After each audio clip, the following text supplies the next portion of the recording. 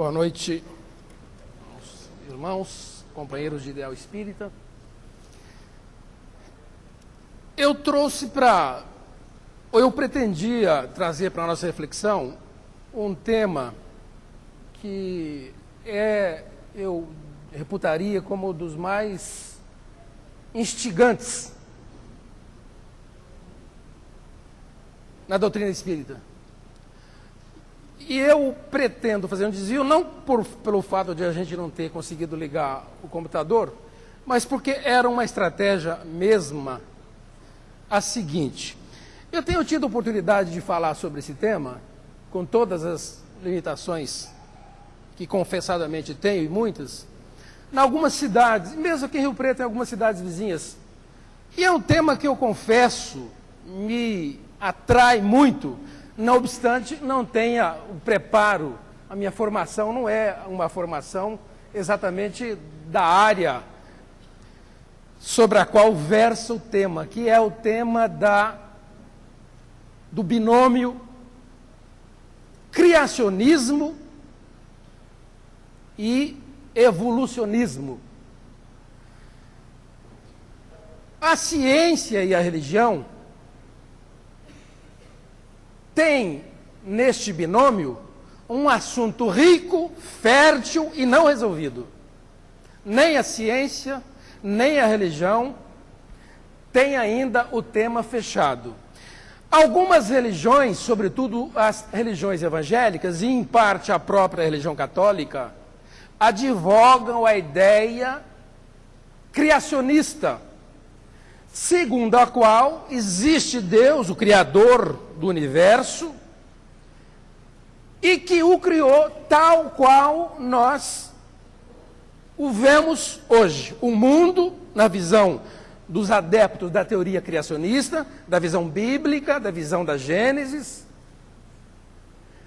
teria sido criado por um Deus, por um engenheiro, por um ser, e o teria feito como o mundo é, o universo como ele é, os seres humanos como somos, os animais como são, os astros, o céu, as estrelas. Em algum momento, que evidentemente não se sabe precisar, segundo os criacionistas, Deus criou o mundo, o universo como ele é. Os evolucionistas, de forma contrária, advogam a ideia de que os seres humanos, os espíritos, a criatura humana, os próprios animais irracionais, todos descenderíamos de um tronco comum, e com o passar dos milênios, séculos e milênios, mediante a adaptabilidade dos seres ao meio, à classificação dos genes, os seres vão evoluindo ininterrupta e infinitamente. E nessa visão, essa visão prescindiria inclusive da ideia de um criador, de um designer inteligente. Na visão evolucionista, que eminentemente é uma visão baseada na teoria de Darwin, Charles Darwin, nem mesmo Deus seria imprescindível. A doutrina espírita é uma doutrina adepta, que aceita, que admite, que postula essa teoria darwiniana, evolucionista. Aliás, quando Darwin escreveu e publicou seu livro, o chamado Teoria das Espécies, um livro que veio revolucionar a história recente da humanidade, quando ele publicou esse livro, ele o fez 2 anos depois de Kardec ter escrito o Livro dos Espíritos. Quer dizer, Kardec escreveu o Livro dos Espíritos 2 anos antes de o Darwin publicar essa teoria, que, aliás, foi elaborada em quase coautoria com o espírita, por incrível que pareça, àquele tempo. Kardec codificou o espiritismo, digamos assim, a primeira obra do Pentateuco Espírita é o Livro dos Espíritos. 2 anos depois, quando surgiu a teoria da evolução das espécies, que argumenta, que sustenta a teoria evolucionista, quando Darwin publica esse livro, ele o faz depois de ter trocado correspondência com Alfred Russell, que era um espírita convicto, que inclusive publicou obras, já naquele tempo, que coisa fantástica. E eu tenho falado sobre esse tema, com todas as minhas limitações, eu quero frisar isso.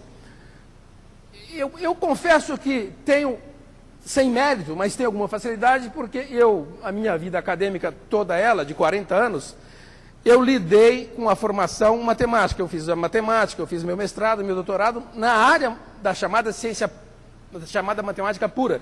Inegavelmente, não obstante eu seja um gabiru do mato, nascido em Macaubal, isso me deu alguma sustentabilidade, me deu alguma familiaridade com o trato, com a forma de lidar com a sutileza do raciocínio lógico próprio da matemática. Isso me faz apaixonado por essa questão da teoria da evolução, da teoria da criação, do criacionismo, do evolucionismo.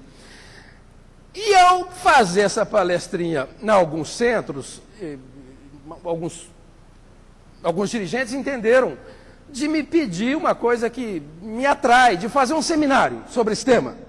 Essa palestra eu a faço com 1 hora, essa explanaçãozinha, com 1 hora mais ou menos. Um seminário demandaria 2 horas, 3 horas, especialmente porque o pessoal tem me pedido para que eu fizesse com jovens. É uma coisa que eu fiz a vida inteira, gosto de fazer, de lidar, fiz isso como profissional. Então eu pensei, bom, então eu vou preparar um preâmbulozinho, que é o que eu vou fazer aqui hoje.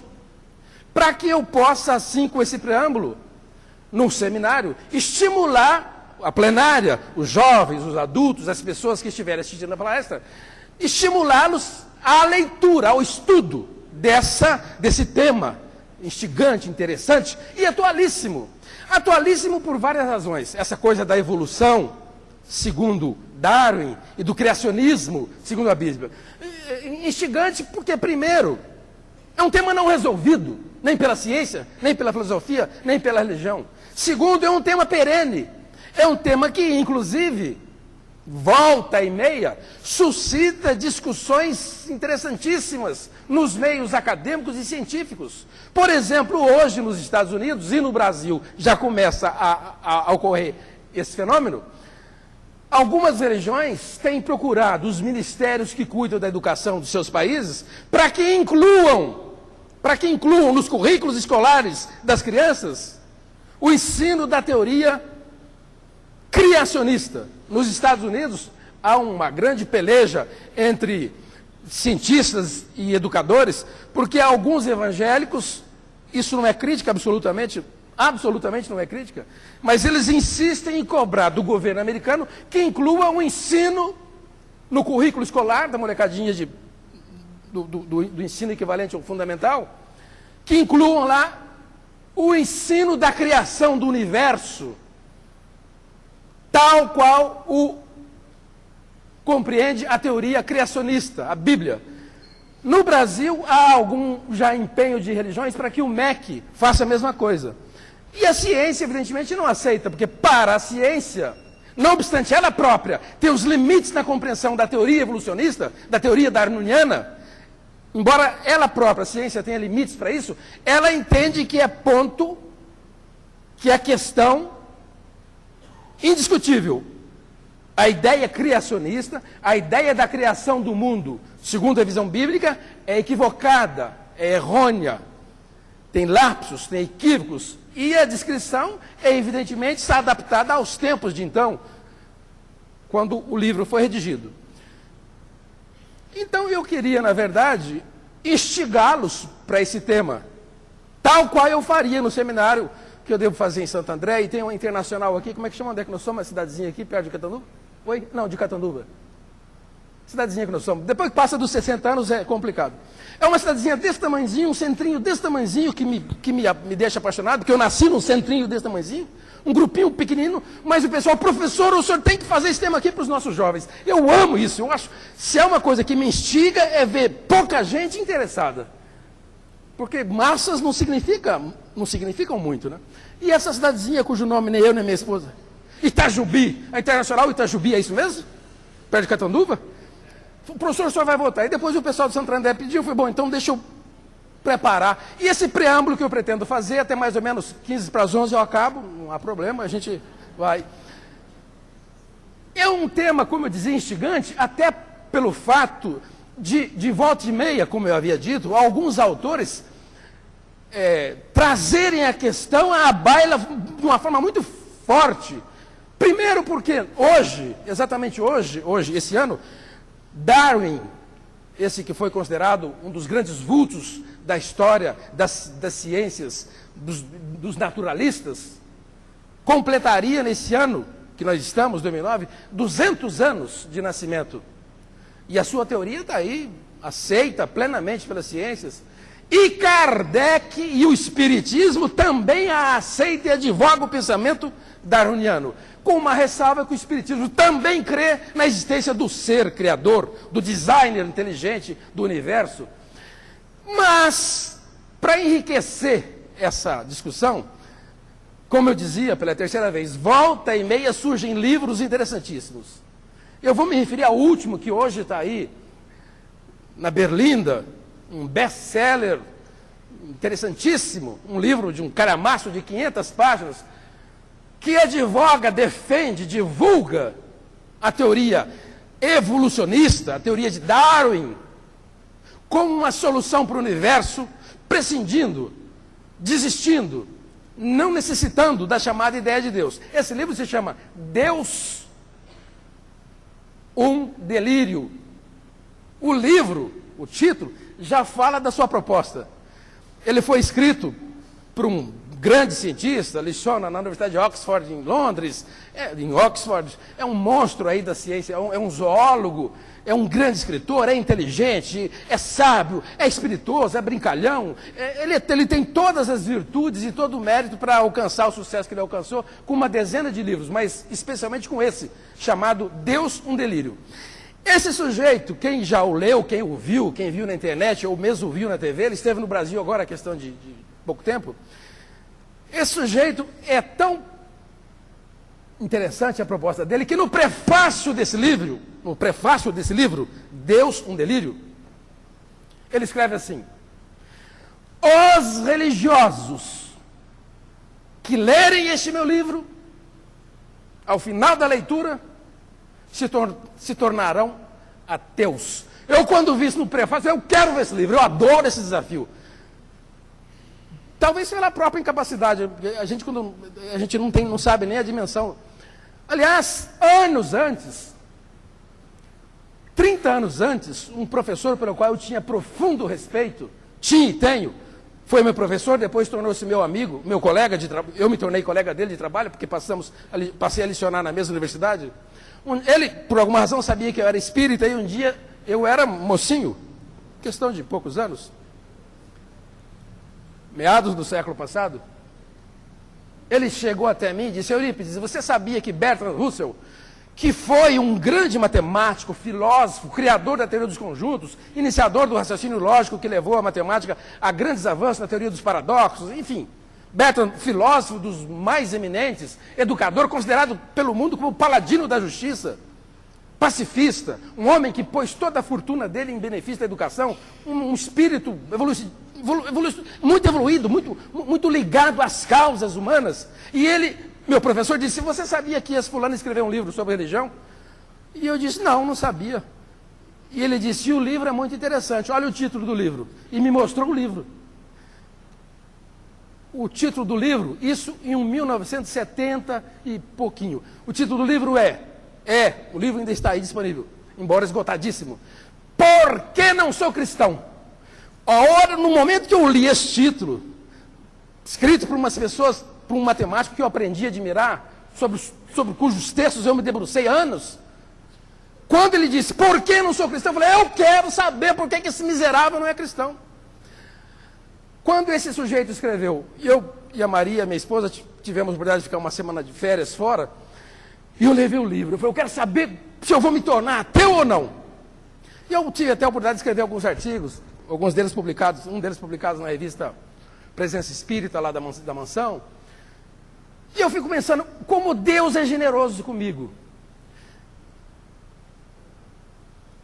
Eu não quero me alongar, porque não é isso que eu quero falar. Não é esse, eu quero gastar essas 2 horas que eu tenho com o outro. O pessoal vai acabar acreditando aqui, não, esse sujeito, não avisaram ele. Eu não quero tratar, porque esse é o assunto no qual eu faço meus meandros, mas nesse livro, nesse que eu estou falando, Deus, um Delírio, e no outro, escrito em 59, chamado Porque Não Sou Cristão, me incomoda, me dói, me machuca, me frustra o fato de nenhum dos dois monstros que foi Bertrand Russell e que é Richard Dawkins, conjecturar a possibilidade, a ideia de existir explicações convincentes, sistemas científicos consistentes que advogam e que de uma forma ou de outra provam e vêm ao encontro da ideia da sobrevivência do espírito. Para que os companheiros tenham uma ideia de como é que esses dois autores pensam, eu muito rapidamente, ainda dentro do tema que eu não quero fazer, eles falam assim, bom, esse Deus um Delírio, bom, deixa eu contar uma coisa, eu estava em Assis fazendo uma palestra, a Maria lembrou aqui, falando sobre esse tema, e quando eu disse que no prefácio desse livro, Deus um Delírio, desse sujeito que está aí na crista da onda, Richard Dawkins, quando eu disse que no prefácio dele, ele escreve isso, os religiosos que lerem meu livro, no prefácio, no começo, ao final dele, serão ateus? Quando dizia isso para a plenária, uma senhora levantou-se, pediu licença, levantou a mão, pediu licença, professor, o senhor me permite fazer uma parte? Eu digo, pois não, senhor, fica à vontade. Eu moro numa cidade tal, que eu conheço, acho que muita gente aqui conhece, eminentemente espírita, de um movimento espírita muito interessante. Fui criado, uma senhora de uns 70 e poucos anos. Fui criado no centro espírita tal, que eu conheço, já falei muito lá, o Guinaldo já falou muito lá. E meus filhos todos foram criados dentro da mocidade desse centro espírita. Na mocidade, educados, criados à luz da doutrina espírita. E o meu caçula, hoje com 16 anos, acabou de ler esse livro. E eu quero aqui fazer um testemunho para o senhor. Desde então, faz isso ela me contou faz uns 4 meses. E ela dizia, faz 2 meses que ele tornou-se ateu. Se nega a me acompanhar ao centro espírita. E diz que jamais vai pisar num templo religioso pelo resto de suas vidas, porque considera-se ateu. Nesse livro, é bom quem for lê-lo, se muna de alguns princípios. Nesse livro, nos 2 livros, naquele antigo, Porque Não Sou Cristão, e nesse Deus um Delírio, ele se propõe, vou usar a expressão dos autores, a mostrar a implausibilidade da existência de Deus. E eles destroem uma a uma as provas existentes, conhecidas, da existência de Deus, tanto filosófica, religiosa, como científica. Eles pegam uma por uma, e você leu e fala, mas esse bandido tem razão. Agora, está faltando uma coisa essencial, está faltando aqui uma variável que nem Bertrand Russell, esse monstro filósofo, matemático que ficará pelo resto da humanidade como um dos artífices da construção de teorias matemáticas fabulosas, ou esse zoólogo famoso, não incluíram nas suas discussões. Então, como eu dizia, só para dar um exemplo, vejam bem que interessante. Bertrand Russell falava assim, no livrinho dele, Porque Não Sou Cristão, eu não admito a sobrevivência do espírito. Ele dizia, ele dizia e o Richard Dawkins diz, a sobrevivência é neurologicamente impossível. E eu até pediria socorro para o Guinaldo se eu não tivesse lido, mas a gente leu o restante. Bom, então, deixa eu ver o que eles querem dizer. Como assim neurologicamente impossível? A sobrevivência do espírito é neurologicamente impossível. Então eu fui ler por quê. E os dois dizem o seguinte, Bertrand Russell, em particular, aquele lado de trás, fala assim, o cérebro é a sede do raciocínio e o pensamento precisa dele para escoar, para dirigir, para caracterizar a ação das pessoas, tal qual o rio tem no leito o sulcro, as marcas que o conduzem para o seu destino. O ser humano sem cérebro não existe. Ora, diz ele, eu estou repetindo o que ele estava escrevendo. Ora, quando nós morremos, morre conosco o cérebro. E sem cérebro não há comunicação. Portanto, quando o homem morre, o cérebro morre, o espírito não pode se comunicar, não há pensamento. Portanto, o espírito morre também. Meu Deus do céu, existe uma teoriazinha banal que o apóstolo Paulo falava lá atrás, desde o tempo de Jesus Cristo. O Espiritismo advoga uma teoria lindíssima, uma teoria até impossível de se refutar, que é a teoria segundo a qual existe um corpo bioplasmático, modelador dessa forma somática nossa, um corpo perispiritual ou um corpo perispirítico, como falava Allan Kardec. Esse que é o corpo matriz, o corpo base do qual esse decorre. E uma vez morto esse, aquele sobrevive. A anterioridade e a posterioridade desse corpo está garantida. Nós nascemos com essa forma somática nossa, por meio daquele corpo espiritual que nos acompanha nessa vida e que nos acompanha mundo espiritual afora, na expressão de André Luiz, até que ele se dissolva, porque o espírito, em algum momento, não vai precisar mais desse corpo nem espiritual. Há uma teoria, mas os dois simplesmente ignoram. Eu confesso que, se não conhecesse espiritismo, eu digo isso sempre, nas minhas brincadeiras com os meus filhos, com a minha esposa, se não conhecesse o Espiritismo, eu seria ateu. Eu vou ler um livro desse, mas ele está carregado de razão. Mas o Espiritismo não permite que eu seja ateu.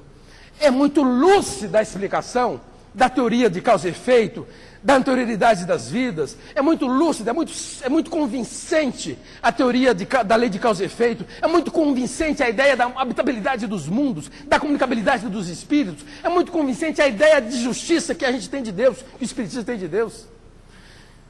Bom, e os dois livros vão por aí, de maneira que as pessoas que estiverem dispostas, esse Deus no Delírio a gente encontra nas livrarias, mas o outro está esgotado na internet, quem tem como pegar, tirar, pode buscar lá esse livro para se inteirar. Mas então, eu dizia o seguinte, como preâmbulo, eu gostaria de enfatizar, já de começo, que o Espiritismo é uma doutrina eminentemente educativa.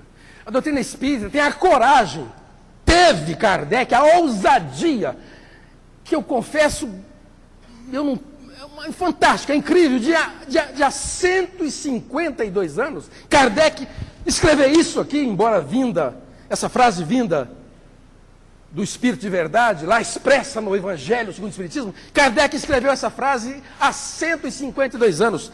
Espíritas, amai-vos, esse é o primeiro mandamento, e instruí-vos, esse é o segundo. Isso há 150 anos. Hoje ainda as pessoas não estão acordadas para o efeito salvador, para não usar outra expressão, ou para usar a expressão que as pessoas lá fora gostam, o efeito salvador que tem a educação. O Espiritismo, enquanto as doutrinas de um modo geral dizem que fora da fé não há salvação, fora de Jesus não há salvação, fora da igreja não há salvação, fora não sei de onde há salvação, o Espiritismo fala, fora da educação não há salvação. Como já dizia e escrevia com propriedade Pedro de Camargo. Do ponto de vista espírita, é muito fácil compreender essa frase, por mais dramática que ela seja para os nossos irmãos de outras religiões. De fato, o amor é a força motriz, é a força que move, que dinamiza o universo, o amor. O amor é, inclusive, a força pela qual nós retiramos os obstáculos do caminho. Mas a educação, a instrução, é o discernimento que me diz o que é obstáculo e o que não é obstáculo. Como Kardec foi feliz para escrever isso? Existem pessoas que se matam por amor. É meio louco. É um amor desacisado, desarrazoado, mas às vezes não necessariamente se suicidando ou matando alguém, mas matando a si próprio devagarinho, de desgosto, de aflição, de desespero, de medo, de sofrimento, de ver um filho acamado, de ver um ente querido. Existem pessoas que se matam por amor, ignorando na expressão espírita que o móvel daquela dor que ela sente não deveria se centrar na perda, na desencarnação, na doença que atinge o ente. Mas há um princípio chamado lei de causa e efeito. Há a lei da reencarnação, segundo a qual nós somos herdeiros de nós próprios. Então vem a instrução e fala, minha senhora, meu senhor, meu irmão, meu amigo, meu companheiro, meu filho. O obstáculo que o faz sofrer não é esse. O amor haverá de fazê-lo mover as pedras, os empecilhos, enfim, a estrada escarpada de sua vida, mas é preciso que você saiba o que é obstáculo. Existem pessoas que atravessam uma vida inteira lamentando de dores, fracassos, insucessos, desatinos, desastres, fazendo daquilo um móvel de suas existências, quando na verdade há um equívoco. Falta-lhes a instrução espírita, falta-lhes a educação espírita. Por isso eles disseram lá atrás a Kardec: amai-vos como primeiro mandamento e instruí-vos. Não é possível, inclusive, amar sem instrução, e muito menos instrução sem amor. Amar sem instrução, nós temos esses exemplos simples das pessoas que se matam, que enfim, abandonam a vida, que ficam em si mesmadas. Nesses casos dramáticos de dor, de aflição, quando uma mãe perde um filho. Então, quantos de nós já não vimos isso? Por amor, a mãe aliena-se, esconde-se do mundo, esquece dos demais filhos, se definha, de sofrimento, de angústia pela partida do filho.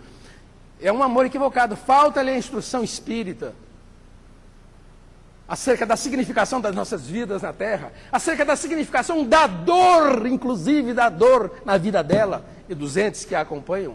Como dizem os próprios Espíritos nesse mesmo livro, a dor é uma bênção que Deus envia aos seus eleitos. Que frase maluquíssima para a gente compreender, né? A dor é uma bênção que Deus envia aos seus eleitos. Verdadeiramente, nós só crescemos quando sofremos. No estágio que nós nos encontramos de espíritos incipientes, só a dor, esse látigo duro, nos impulsiona à frente. E a instrução sem o amor, nós estamos cansados de ver. Quanta gente instruída, para usar uma expressão de Chico Xavier, quanta gente, uma expressão dele, quanta gente de mente traquejada, mente instruída, sem sentimento, sem amor. Por isso, o Espiritismo nos incita a esse desafio. Instrução. Uma das coisas que eu, molequinho, me chamava atenção demais, eu quando nasci, meus pais eram espíritas, eu não tenho outra imagem na minha cabeça, desde os meus tempos de Macabal, depois onde eu cresci, em Andiara e nos centros que eu frequentei, esse fenômeno.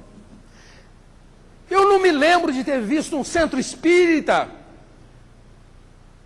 que não tivesse à frente, lá junto à tribuna, uma lousa. Às vezes, nós já devemos ter visto isso, um pedaço de tábua improvisado com uma tinta preta para que se escrevesse com giz. Tal a significação que tem a instrução, tal o papel eminentemente educativo que o Espiritismo tem. Há uma trovinha que eu encontrei no livro Trovas de Outro Mundo, um livrinho desse tamanhozinho, assim, pequenininho, do Chico Xavier, psicografado por ele. São vários e vários autores. E lá tem uma trovinha que fala assim: o céu conta com dois ralos. Aqueles ralos antigos, o pessoal se lembra? Antigamente existia um ralo assim. O pessoal se lembra? Furadinho com... Era uma lata apoiada num pedaço de madeira. Lembram-se disso, pessoal? E a gente furava a lata, emborcava e furava com prego, lembra? Esses ralos de ralar mandioca, ralar milho. O céu, esse espírito, esse livrinho é interessante, são trovas, todas elas assim com esse sentido humorístico, o bom humor. O céu conta com dois ralos para limpar nosso destino. Instrução é ralo grosso, sofrimento é ralo fino. Está entendido o que ele quer dizer? Que há um caminho menos doloroso, menos difícil, de a gente limpar o nosso destino. O céu conta com dois ralos para limpar o nosso destino. Instrução é ralo grosso, sofrimento é ralo fino. Só que eu acho, Aguinaldo, que o espírito, eu e você que nascemos no sítio, eu acho que o espírito aqui não nasceu, eu devo estar errado, mas eu vou ver se eu discuto isso com vocês. A mim me parece que dói mais quando a gente tem esse ralo aqui, que quem já ralou milho em cima disso, quando o ralo é grosso, aquele furão gordo, aquela farpa enorme de lata, aquele machuca mais do que o ralinho fininho. É mesmo, Aguinaldo? Então o espírito está certo. O Aguinaldo está dizendo exatamente o que o espírito fala. O ralo fino machuca mais porque são mais pontiagudos. E eu, na minha lerdeza, achava que o grosso... Mas então, ele está certo. o destino tem 2 ralos, por meio dos quais a gente limpa o nosso destino. Instrução é o ralo grosso, mais fácil, sofre menos. Sofrimento, ralo fino. Qual ralo você quer? É que não funcionou, eu trouxe até um ralo desenhado aqui, mas não deu certo. Porque aqui só tem gente com menos de 30, esse povo não sabe nem o que é ralo.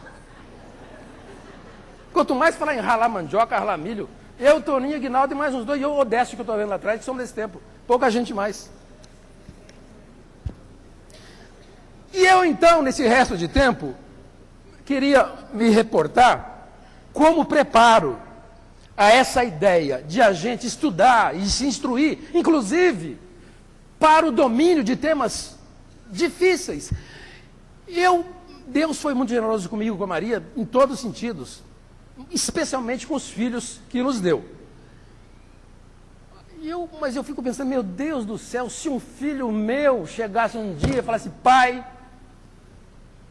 não vou mais ao Lobato, ou não vou mais a centro nenhum. Aliás, o nosso filho do meio, nós temos 3 filhos, 2 moças e um rapaz no meio. Ele está na Inglaterra, já há 1 ano, faz doutorado lá, na área do Aguinaldo, só que é odontologia. Pois não é que o bandidinho chegou lá e foi procurar por um centro espírita? E está lá atuante, num centro espírita de Sheffield. Eu falei, filho, não lê esse livro não, continua aí. Vai, quando você voltar, você lê esse livro. Claro que é brincadeira. Olha que coisa fantástica. Então eu fico pensando no sofrimento de uma mãe dessa, criada no movimento espírita, de ver um filho, um bom moço, um bom rapaz. Está se falando aqui de uma criatura ajuizada, fala, mãe, eu não quero mais saber de centro. Por isso é preciso que a gente estude e instigue as pessoas aos estudos. A gente não conhece um centro espírita que não tenha reuniões de estudos. A gente não conhece. Se conhece é porque ainda está um grupo incipiente, está no começo. Mas a gente, infelizmente, nós seres humanos, somos plenos de evasivas, de desculpas, de escapismos, para não estudar. Idade avançada, vida atribulada, falta de tempo, prioridades que a gente elege, falta de estímulo, solidão, cansaço, falta de apoio. Eu quero lembrar aqui de um personagem, Aguinaldo, fantástico, que é do nosso tempo, e quem morou em cidade pequena e assistia filmes antigos, vai se lembrar de Bob Hope, um ator americano extraordinário, comediante, também trabalhou como artista de filme de cowboy. Ele desencarnou com 100 anos, em 2003, 6 anos atrás. Ele nasceu em 1903 e desencarnou em 2003. Ele tinha uma frase que falava assim, era muito brincalhão, muito espirituoso, que a gente não deve ficar muito preocupado com velhice não, porque quando ela chegar, não é preciso que a gente vá ao encontro dela, não vá buscar por ela. Quando ela chegar, a gente tem sinais. Você só estará velho mesmo, diz ele, você só estará velho mesmo quando as velas começarem a custar mais caro que o bolo. Enquanto as velas estão mais baratas, toca o bonde. Ele dizia assim, veja o meu caso, ele falava, com 100 anos, veja o meu caso, eu estou tão velho, e não me sinto assim, que já cancelaram o meu tipo sanguíneo. Cancelaram o meu tipo sanguíneo. Dizia Oscar Wilde, um fantástico de um escritor inglês, polêmico pela vida que teve, que a tragédia nossa, a tragédia dos que somos meio que sentimos esse tema da velhice, não é a velhice propriamente que é a nossa tragédia. Ela não está na idade que a gente tem, está no fato de termos sido jovens, é verdade. É muito saudosismo. A gente não está tão velho assim, mas é muita saudade, é muito saudosismo, aquele tempo que era bom, aquele tempo que não sei o quê. Então a nossa tragédia não está na idade, mas no fato de já termos sido jovens. Então vamos esquecer que a gente foi jovem, é passado. Vamos tocar para frente, com o aprendizado que a gente teve. Aliás, ele dizia, o próprio Oscar Wilde dizia assim, é preciso lembrar que a gente é meio maluco, o homem tem que se dar conta de que o homem é como o vinho, dizia ele. O vinho é assim que acontece, o tempo melhora os bons, mas azeda os maus. Então o negócio é não envelhecer. O homem é como o vinho, e o tempo exerce isso sobre o vinho. Sobre os vinhos bons, o tempo o aprimora, o torna mais disputado. Garrafas de séculos de vida valem fortunas quando o vinho é bom, mas quando o vinho é ruim, o tempo o azeda. E os homens são assim. Quando é bom, se aprimora. Quando é ruim, fica azedo. Então não vamos ficar velho. Outro problema nosso, que nos lamentamos da idade, da falta de forças para frequentar o centro espírita, para estudar. Eu me lembro, há 30 anos, quando minha mãe tinha, hoje ela tem 85, ela tinha há 30 anos, tinha 50 e poucos anos, eu falava, mãe, nós temos que estudar, mãe. Vamos ao centro para estudar. Ela falava assim, não, eu já estou com quase 60 anos, para que eu vou estudar? Estou para desencarnar. Mas mãe, as dificuldades que a gente tem nessa vida, a gente as perpetua. Para outras, se não dermos conta de lidar com ela. A senhora tem dificuldade para estudar, para ler, vamos para o centro. É nos disciplinar para a outra vida. Não tem essa coisa de tempo, de idade. Há aqui uma trovinha daquele livro ao qual me referi, que fala assim, o tempo é um rio tranquilo, que tudo sofre ou concede, mas devolve tudo aquilo que se lhe atira à corrente. O tempo nosso de vida, de experiência, a nossa vivência, é um rio tranquilo que tudo sofre e tudo consente, mas que devolve tudo aquilo que se lhe atira à corrente, de bom ou de ruim. Camões, monstro, Camões, português, escritor fantástico, que viveu 500 anos atrás, ele tem uma frase assim, dentre os seus longos sonetos: tudo passa, não sabe. Eu, às vezes, em sala de aula, eu falo isso com os meus aluninhos. Eu parei de lecionar já há uns 4, 5 anos, mas até recentemente, quando posto alguma palestrinha, eu falo. E eu comento com eles, é claro que eu não jogo espiritismo no meio. A gente não deve, né? Se alguém se interessar por espiritismo, me procura. E a gente joga isso na sala de aula, o Aguinaldo tem essa experiência, e quanta gente que não é docente tem essa experiência, que é docente, né? De uma forma ou de outra somos docentes todos, os pais são, os pais somos, e a gente, quando fala com eles, os olhinhos ficam assim. Há um soneto de Flor Bela Espanca, uma italiana fantástica, onde num trecho ela fala assim, da vida o que esperas? E eu boto o dedão no nariz dele assim, o moleque fica assim, fala, pois é com você, pensa lá no seu pai. Aí eu faço aquela farra, jogo apagador e tal, mas fica aquela coisa no subconsciente, da vida o que esperas? Flor Bela Espanca pergunta, e leva um susto, como que é, professor? E aqui é essa do Camões, tudo passa, não sabe o tempo ter firmeza em nada, e nossa vida escassa foge tão apressada, que quando se começa, é acabada. Portanto, estude, eu dizia para eles na escola, portanto, estude, eu digo para os meus filhos, portanto, estude, eu convido os companheiros dos centros espíritas. E para acabar essa coisa de velhice, eu confesso até que lido bem com isso, eu não tinha lido essa frase ainda aqui. Se eu tivesse lido, eu teria dito isso antes. A minha mulher sempre briga comigo, porque eu sempre aumento uns 2, 3 anos na minha idade. Euripides, quantos anos você tem? Ah, já vou fazer 62. Ele fala, mas você está louco. Eu acho que o problema é outro. Eu acho que é que eu, alongando a minha, a dela vai junto. Mas que é isso também. Quantos anos você faz? Eu digo, vou fazer 62. Ele fala, você está louco? Você vai fazer 60. Eu falo, mas deixa. A velhice, desde que confessada, é menos velha. A velhice, desde que confessada, é menos velha. Que sábia essa frase. E eu estou com 62. Eu vou começar a falar que eu estou com 70. Porque é gostoso, as pessoas chegam até você e falam assim, não diga. Aliás, isso é meio perigoso. Eu fui ao Correio outro dia, e eu já estou bem acabadinho, mas uns 4, 5 anos atrás eu ainda enganava bem, porque eu chegava na fila, enfim, era eu entrar numa fila para idoso, eu estou com 62 anos, nunca quis entrar, mas uns meses atrás eu entrei e eu fico todo feliz com a minha mulher, porque a moça fala assim, moço, desculpe senhor, o senhor não pode ficar aí. E eu falava, por que não? E tirava a minha identidade. Claro que só por farra. Mas outro dia eu fui ao Correio da Maceno, lá da Avenida Nossa Senhora da Paz, lá em Simão, lá perto do Bilce, e tem lá um chão escrito, vaga para idosos, para estacionar o carro. E eu então rapidinho, e vi que um cara ficou olhando.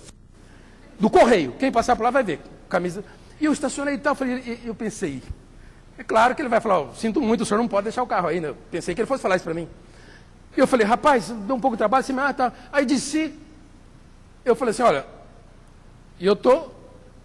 brinquei com ele, eu estou bem acabadinho já estou bem idoso, portanto eu posso usar isso aqui com bastante tranquilidade. E ele ficou silencioso, eu falei assim, a propósito, quantos anos você me dá? Eu falei para ele, eu estou com 62. Quantos anos você me dá? E eu pensei, ele vai falar uns 58, né? Ele falou assim, 62. E eu falei, rapaz, quanto ao sofrimento, Há um outro subterfúgio, eu confesso que é um subterfúgio do qual eu me vali muito, pelo espírito ainda incipiente, instruído, graças a Deus, mas atrasado. É meio maluco, né? A doutrina espírita me acode, me ajuda muito. Eu vivo todos os dias da minha vida, todos os minutos, procurando acertar. Não tenho nada escabroso, mas eu sei que sou um espírito rude, ignorante, que tenho que me aprimorar, e para isso estou na Terra infinitamente. Mas eu confesso que mesmo como espírito, às vezes a aprovação me deixava meio que em si mesmado. Bem, vamos dizer, não, acho que hoje não vou não, estou cansado, estou aborrecido com aquilo, estou magoado com aquilo. O homem amadurece à custa de provação. Sem a presença do fogo não se pode fazer o pão. Daquele livrinho. O homem amadurece à custa da provação. Pensamento eminentemente espírita. O homem amadurece à custa da provação. Ele cresce verdadeiramente quando está sendo provado, senão não cresce. Filho com muita facilidade, filho sem disciplina. A gente sabe o que acontece. O homem amadurece à custa de provação. Sem a presença do fogo não se pode fazer o pão. Há um ditado, uma brincadeirinha que as pessoas gostam quanto a essa coisa de vida. Não é isso mesmo, vamos gozar a vida e temos que gozar os bens. Há uma frase que o pessoal, todo mundo aqui vai se lembrar dela, o que eu acredito é que o pessoal não saiba de uma conclusão que fez o Fernando Veríssimo, que é um escritor fabuloso. O ditado antigo que as pessoas conhecem é aquele que diz assim: viva cada dia como se fosse o último. Aí ele acrescentou assim: cuidado, um dia você acerta. Para o espírita, esse é um lembrete sensacional. Tranquilo, aposentei-me, os filhos estão criados, vou gozar a vida. Cuidado. Ah, não, agora eu vou viver a vida que eu pedi a Deus. É assim que fala. Vou viver cada um dos meus dias como se fosse o último. Me locupletar de bens, valores e interesses mundanos e das glórias humanas. Cuidado. A vida não morre no túmulo assim como não nasceu no berço. Aí eu me lembro do cansaço, da preguiça, e quem é que não tem cansaço? A vida de hoje enfim, é uma vida muito complicada. Esse frisson da chamada vida moderna. As pessoas chegam em casa exauridas, esgotadas, cansadas, final de semana e ao centro, compromisso. Estou calmo, gente, tranquilo.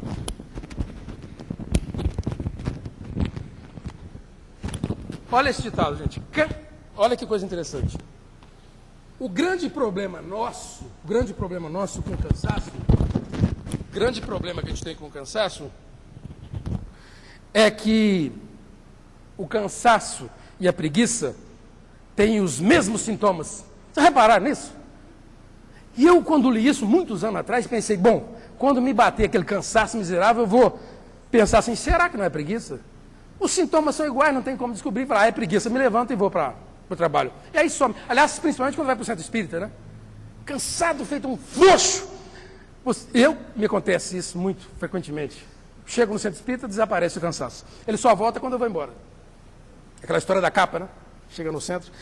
Cansaço e preguiça têm os mesmos sintomas. Então é bom que a gente estejamos alertas para isso. Quando bate cansaço, avente a possibilidade de não ser só preguiça. Aqui eu tenho um slide sobre questão de prioridade, ele fica prejudicado para eu, mas é a ideia, é um barco de uns vikings, um barco da idade do século X, aqueles barcos de madeira, e tinha lá 20 remadores. Os barcos eram movidos a remo, né? 1000 anos atrás. Só que numa fila dos remadores, aparece aqui na imagem, uns caras tarudos, bração, 10 remadores, aqueles tarugos, e na outra filinha aqui, 10 raquíticos, magrinhos. Aí um dos comandantes, no alto, olhando assim, fala assim para o outro, rapaz, eu estou com uma sensação que nós estamos andando em círculo. Tá mesmo, né? Está andando em círculo. 10 com a força. A gente rema, isso acontece muito com a gente em função das prioridades para as nossas vidas. Conforme a prioridade que a gente elege para a vida, você rema e não as alcança. Não é de seu mérito. O Espiritismo, como doutrina educativa que ela nos orienta muito. Há um ditado, aqui eu lamento muito não ter funcionado, porque eu só trouxe isso, Geisa, para eu mostrar à minha neta e não vou poder mostrar a minha neta. Mas eu vou dizer o que a minha neta me inspirou. Eu e minha esposa temos uma netinha, Catarina, 2 anos. Há um ditado que fala assim, quando a ideia é desanimo. Eu tenho um coleguinha que jogava bola comigo assim, professor, eu estou com desanimo, desleixo, quando a gente fica meio assim, sem ânimo, meio que... Há pessoas que chegam a aventar a hipótese, minha mãe às vezes fala essa maluquice, minha mãe, ela tem 85 anos, fala, filho, eu acho que, o pai da Maria às vezes falava isso, acho que minha vida não tem mais sentido. Acontece isso, e as pessoas entram numa depressão, que o Agnaldo podia falar para nós sobre esse tema. Esse tema é complicado, as pessoas acharem que a vida... Não é, Agnaldo? Isso é um motivo, um elemento de desencadeador O ditado fala assim, as crianças andam aos bandos. É verdade. Criança anda com aquela algaravia, chuta e brinca. Crianças andam aos bandos, os jovens aos pares e os velhos sozinhos. É um ditado duro. Quando eu li esse ditado, eu guardei para eu usar nas minhas falas.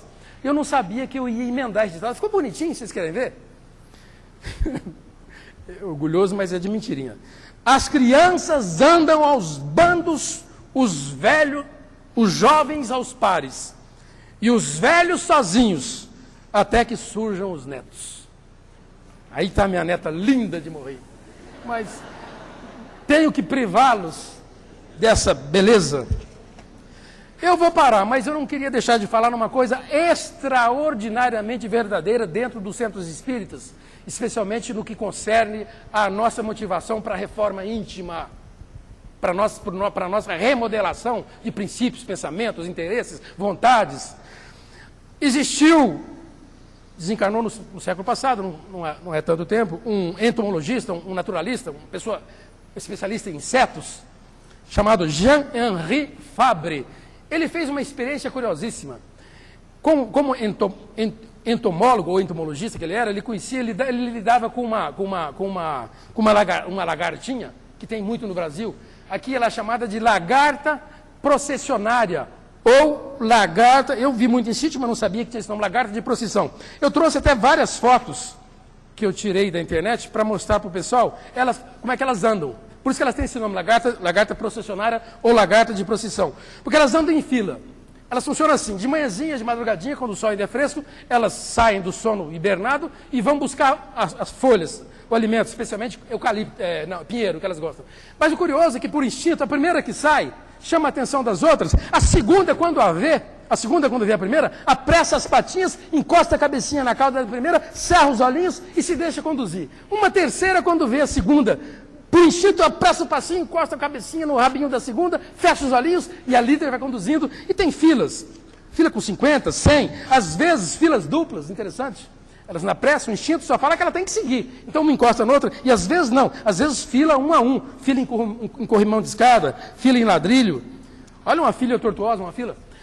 E ele então juntou um bandinho dessas lagartas na borda de um vaso. Um vaso grande, no laboratório dele. Ele pôs uma lagarta, no meio do vaso, no centro, ele plantou uma planta viçosa de folha que elas gostam de comer, que é do pinheiro, lá no meio do vaso, um vaso borda larga. Ele pôs uma dessa, pegou a pinça, botou a segunda. Quando ele botou a segunda e a segunda viu a primeira na frente, correu, encostou.